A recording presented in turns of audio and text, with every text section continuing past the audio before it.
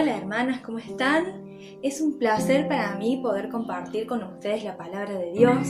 Mi nombre es Carolina y hoy quiero hablarles del tema las pruebas en la vida del creyente. Por eso les voy a invitar que empecemos leyendo Romanos capítulo 5. Justificados pues por la fe tenemos paz para con Dios por medio de nuestro Señor Jesucristo, por quien también tenemos entrada por la fe a esta gracia en la cual estamos firmes y nos gloriamos en la esperanza de la gloria de Dios. Y no solo esto, sino que también nos gloriamos en las tribulaciones, sabiendo que la tribulación produce paciencia, y la paciencia prueba, y la prueba esperanza, y la esperanza no avergüenza, porque el amor de Dios ha sido derramado en nuestros corazones por el Espíritu Santo que nos fue dado. Como podemos ver, los primeros 2 versículos nos hablan de nuestra posición delante de Dios. Somos justificadas, tenemos paz con Dios por medio de la fe y por la obra de nuestro Señor Jesucristo. Sin embargo, mientras estamos en el cuerpo convivimos con el pecado, y por ello necesitamos que Dios trabaje en nosotros para ir alcanzando progresivamente mayor santidad. Es por eso que el apóstol Pablo continúa su mensaje a los romanos en el versículo 3, introduciendo el tema de la tribulación. La tribulación es una situación que nos produce aflicción o dolor. Podemos relacionarla con una carga o dificultad. Todas las personas pasamos por tribulaciones. Sin embargo, en los creyentes, Dios utiliza estas circunstancias para producir paciencia. Tal vez en este momento está recordando situaciones de aflicción o incluso hoy puede haber alguna de nosotras que está sufriendo un gran dolor. Uno de los momentos más difíciles que me tocó vivir fue recibir el diagnóstico de cáncer en los ganglios linfáticos. Fue un momento en el que me llenaba de incertidumbre. Sin embargo, en cada paso yo sabía que Dios estaba conmigo. En Hebreos 11:8 leemos de Abraham que salió sin saber a dónde iba. Pienso que la tribulación tiene ese efecto en cada una de nosotras. No sabemos qué es lo que está pasando, no sabemos qué es lo que va a pasar y no sabemos cómo lo vamos a pasar. Lo que sí podemos saber es que Dios está con nosotras. En Abraham podemos ver la dependencia de un hombre que salió sin saber a dónde iba. Confió en que tendría un hijo cuando las posibilidades eran 0. Estuvo dispuesto a sacrificar ese hijo aun cuando Dios le había prometido que de ese, y no otro, tendría una descendencia como la arena del mar. ¿Cómo llegó a tal extremo la fe de Abraham? Lo que vemos es que a lo largo de su vida tuvo que aprender a depender de Dios. La tribulación en la vida de Abraham produjo paciencia. Él tuvo la fortaleza para decir: Dios, si es así como quieres hacer las cosas, está bien. Me impacta pensar cuánto cambió a Abraham. El mismo Abraham que, desconfiando de Dios, tomó a la sierva de Sara, su esposa, para tener descendencia, ya que no podía esperar a hacer las cosas a la manera de Dios. ¿Y nosotras a qué Abraham nos parecemos?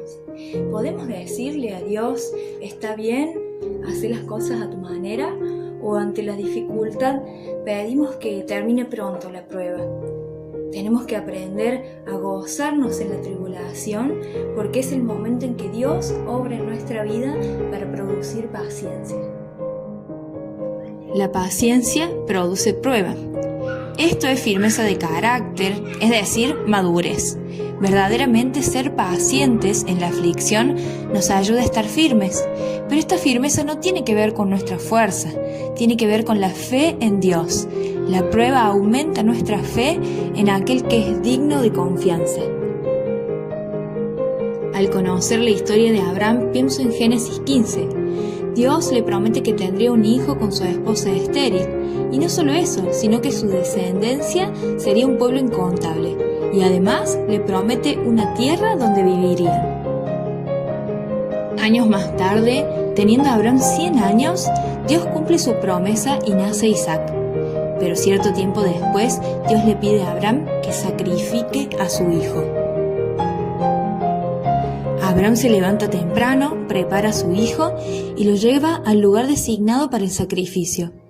Había un solo pensamiento en la mente de Abraham: Dios es poderoso para levantar a mi hijo de entre los muertos. ¿Dónde radicaba la fe de Abraham? Dios ya le había contado el plan que tenía con su descendencia.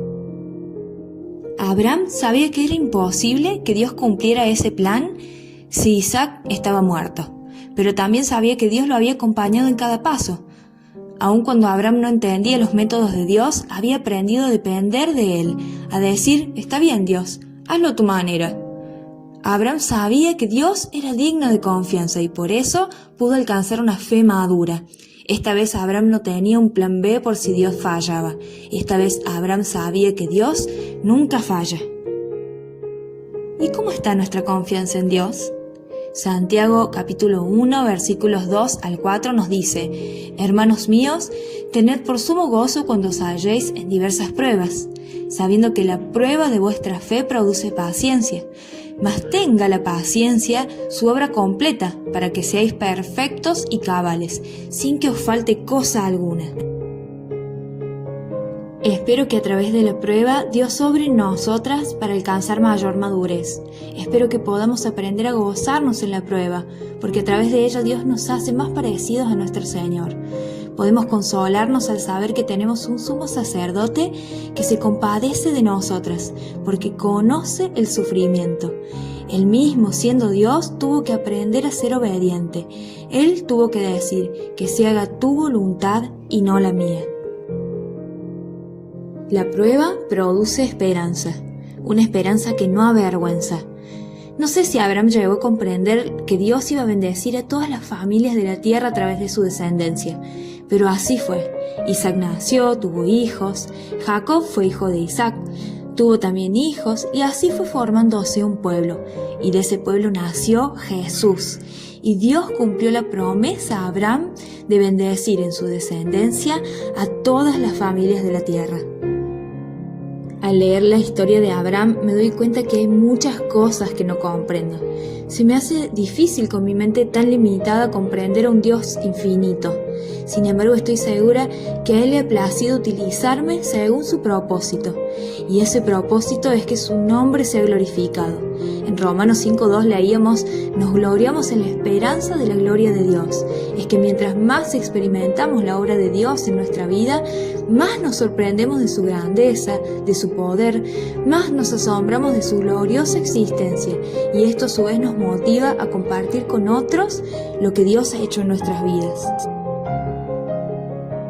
A través de la enfermedad, Dios me enseñó que debía depender cada vez más de Él, pero no solamente en ese momento, sino en cada circunstancia de mi vida. Hoy mi fe es más firme, porque sé en quién he creído, y mi confianza descansa en aquel que es digno de confianza. Yo sé lo que Él ha hecho en mí y lo que ha hecho por mí. Él ha derramado su amor en mi corazón. Romanos 5:11 dice: nos gloriamos en Dios por el Señor nuestro, Jesucristo, por quien hemos recibido ahora la reconciliación. ¡Qué gloriosa esperanza! Tenemos un Dios digno de confianza. Gocémonos en Él.